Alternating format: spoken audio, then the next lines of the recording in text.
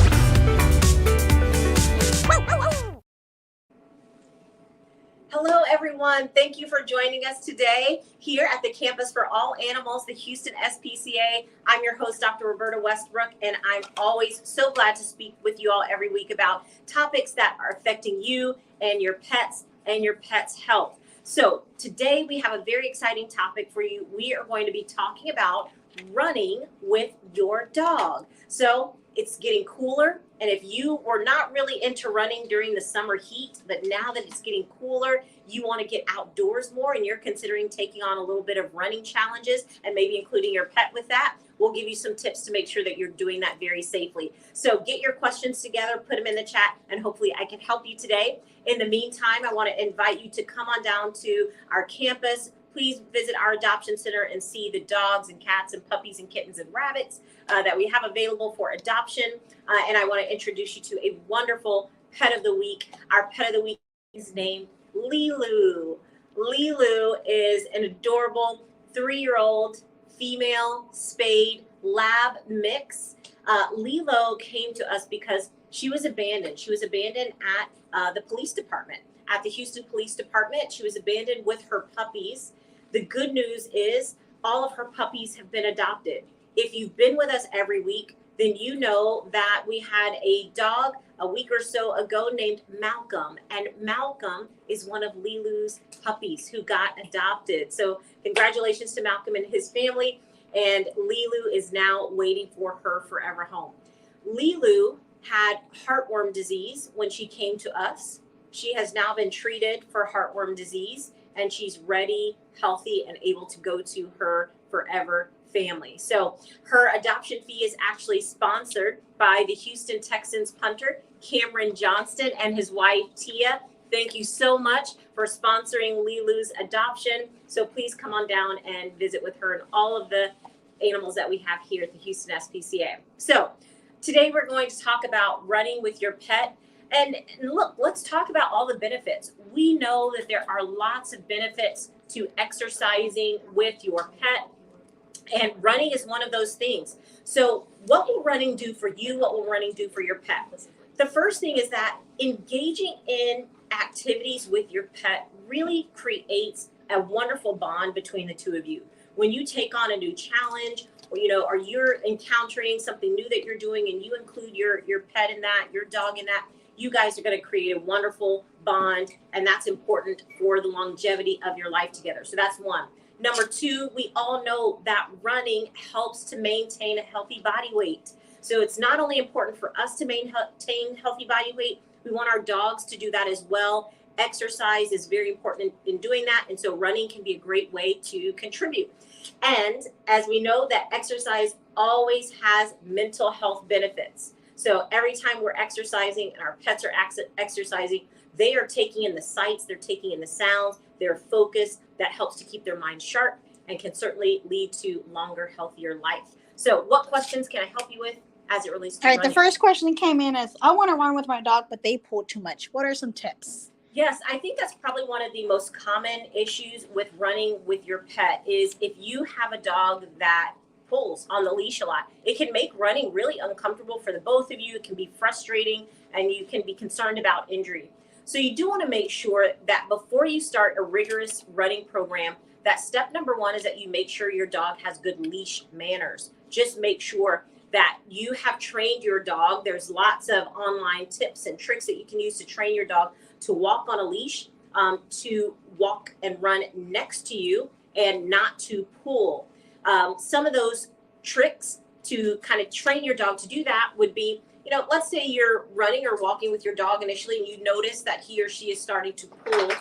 What you want to do is train them to stay focused on you. And so changing directions frequently on your run or your walk can actually make your dog be focused on you and following you. So, if you're walking, your dog's pulling, what you want to do is change directions. Turn around, go the other way. Turn left, turn right, make them follow you so that they're always focused on you.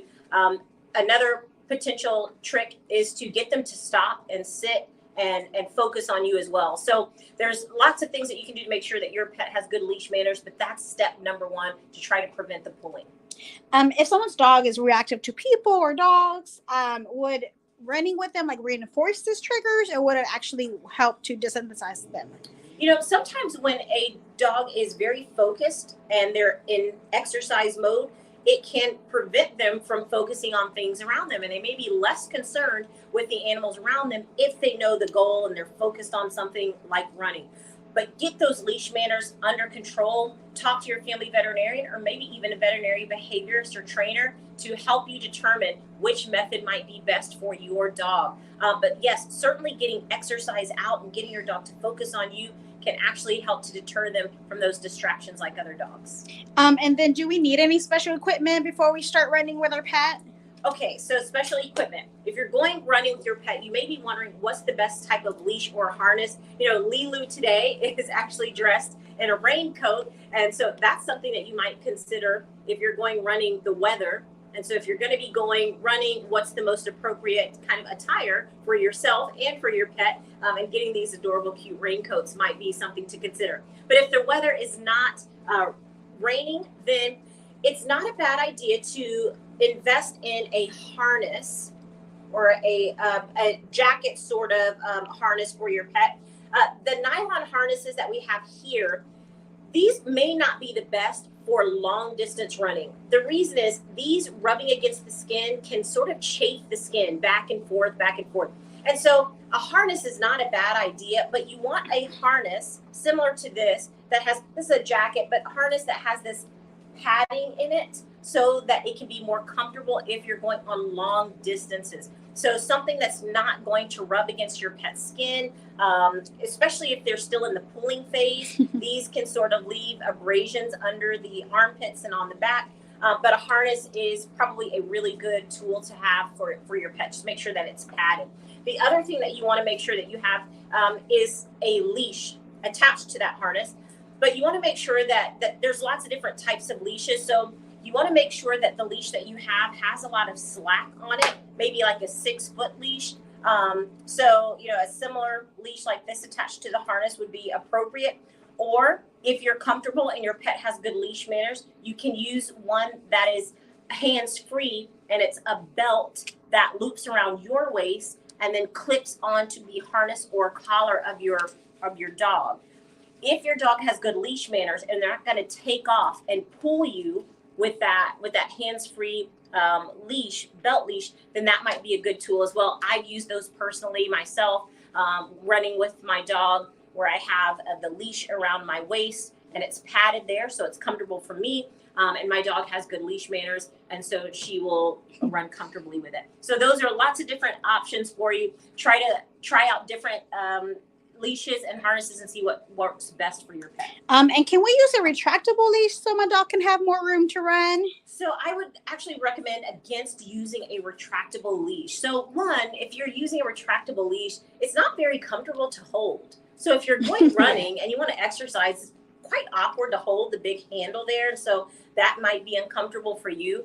But you certainly have less control over your dog with a retractable leash. You want to make sure that your dog has leash manners such that he or she is not taking off ahead of you and then coming back, and taking off ahead of you and coming back. You want to make sure that you have a consistent training protocol where your dog is able to run right next to you or slightly ahead of you. I always say my dog pulls me to make me run faster and have a better time. Yeah, exactly. Absolutely. And you mentioned some harnesses. How do we know when it's bothering them? You kind of touched on it a bit. Yeah, so when the harness is bothering them, you can certainly take a look at their skin, particularly under the armpits and under the chest, and notice if there's any abrasions or redness or irritation in the places where the harness lies over the coat and the skin. That could indicate that it's becoming a little chafing to the skin, and you may want to opt for a padded harness or a collar. Again, if your dog has really good leash manners, then a collar is perfectly fine, and you can attach the leash to the collar. And are there any breeds that she sustained from running? Yes. So running is a wonderful exercise tool, but extensive running, especially if you're going on miles long runs, these are probably not a good idea if you have a breed that is brachycephalic.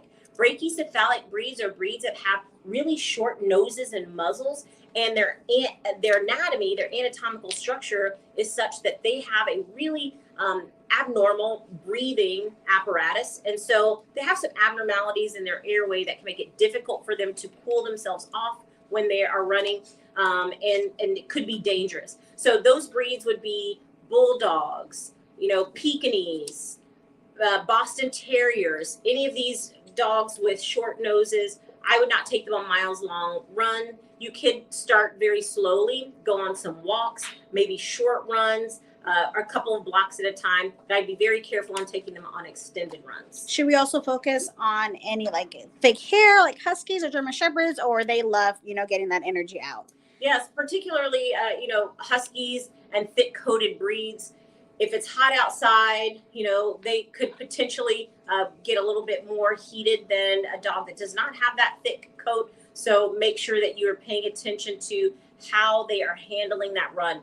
Carry water. So it's important that you're going to carry water for these breeds as well, because they're going to be outside, they're going to be running, and dogs often need water much faster than we do. And so make sure you're taking some breaks and giving your dog some water. How can you do that? You can certainly go to a pet store, buy a collapsible water bowl that you can carry. You can even buy a collapsible water bowl that your dog can carry in his or her harness. Mm-hmm. So they can carry their own water bowl. And then when they stop, you can take the water bowl out, unfold it, and have a bottled water that you can pour the water in, and you all can take a break. So even in cooler weather, if we're only doing like a 30 minutes or an hour run, we'll still bring water? Still bring water. I mean, we get tired even when it's cool. After 30 minutes, you get tired, you get dehydrated because your body's burning a lot of energy in the moisture. And so you need to replace fluids, and you need to replace the fluids for your pet.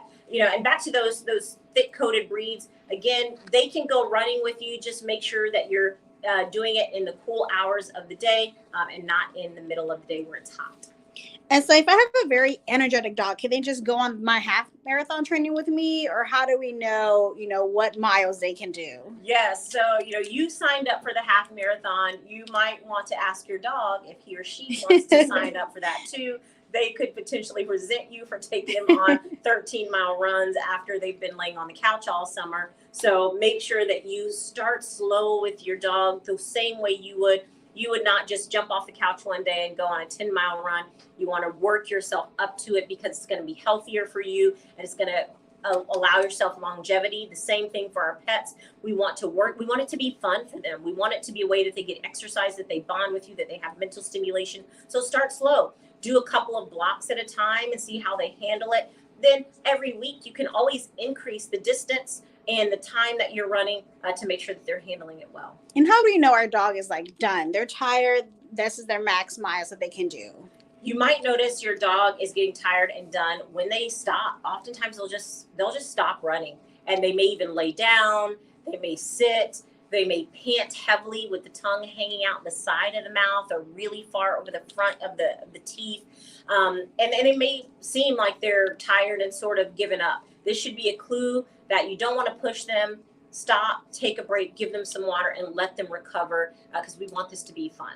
So my dog seems to still have energy or zoomies after a run. Does that mean she still has more to go, or she's just very excited from the endorphins? It's possible. Some dogs have a lot of energy. You might be tired. You've done maybe 2 or 3 miles and you're done, and you notice that your dog still has a lot of energy. you don't have to, the next day go out on now a 10-mile run if you just did 3 miles. But it does tell you a little bit about your dog's ability to handle strenuous exercise. And so you can have an idea about how far you can take them on these runs. So you can work yourself up to it. If you're tired, but your dog still has a lot of energy, don't forget that there's lots of mental stimulation tools that you can use, snuffle mats, food puzzles, things that you can do to keep your dog busy and active and still mentally stimulated while you rest. And do dogs get sore just like us? Yes, they can. Again, if they're not used to working out, to exercising, and now all of a sudden they're going on a run, their muscles can be tired and sore as well. So please make sure that you give them adequate breaks. You can even lay on the couch and massage them and give them little massages to relieve their muscles.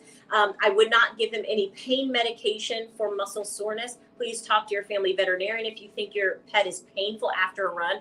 Certainly animals that have arthritis or joint issues could have flare-ups if they've gone too hard. If they run too hard, too far, you might notice that your pet is reluctant to walk the next day or seems painful the next day. Please see your family veterinarian about that. They can give you appropriate medication.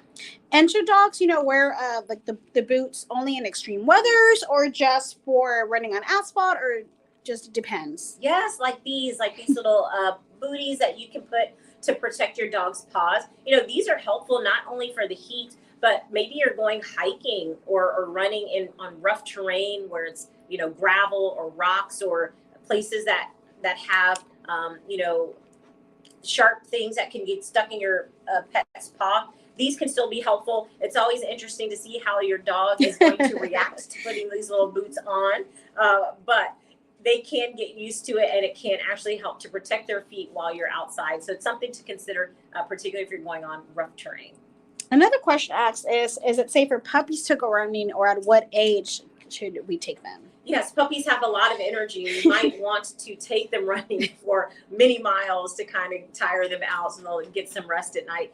Again, go slow with puppies and refrain from taking them on extended runs because they're young, their bones are young, and they may not be able to withstand all of the mechanical pressure that's put on the joints when they're that young. We want them to grow up to be healthy, and we want the growth plates in those bones to be able to have maximum growth. So just make sure that when you're a puppy, take your puppy on walks. Once your veterinarian clears you to do so, you can take them on walks. You can go on short runs, but training for a half marathon or a marathon is probably not good when your puppy is still in the growth phase, which could be, up to 10 months or even a year. So talk to your family veterinarian about when's an appropriate time to go on those really long runs. And make sure they have all those vaccinations. Yes, they've got to have their vaccinations because they're going to be exposed to more diseases out in the environment. So like Leeloo was heartworm positive before.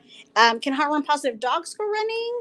This is a great question. So I'm glad we brought up health concerns. So whenever you are considering an exercise protocol, please consult your family veterinarian. There are many health conditions where strenuous exercise is not recommended, and heartworm disease is one of those. So Leeloo had heartworm disease. She has now been treated for her heartworm disease and is well on her way to full recovery. However, it takes about 6 to 9 months for the parasites, for the heartworms that were living in her heart, to completely die and for her body to rid itself of those worms. During that time, actually for about 6 to 8 weeks, the beginning of that time, we recommend exercise restriction. So Leeloo is just going to be a couch potato for the next 6 to 8 weeks while she fully recovers from her heartworm treatment. After that time, typically we allow you to start to give your dog more exercise, and Leeloo's going to be able to go on miles-long runs very soon, just not in this immediate period right after heartworm treatment. So please contact your family veterinarian if you have any questions about health conditions and your pet's ability to go running. And as the same can be said if they just had surgery or any other health condition. Absolutely. If they've just had surgery, typically they're on a rest period. If they've got, heart disease or liver disease or kidney disease, sometimes those organ diseases can have adjustments in terms of what they're able to do. So again, depending on the health condition, arthritis, those things might affect your dog's exercise routine, and you can contact your family veterinarian for advice. And if we need to find a motivation running buddy, where can we go to adopt one?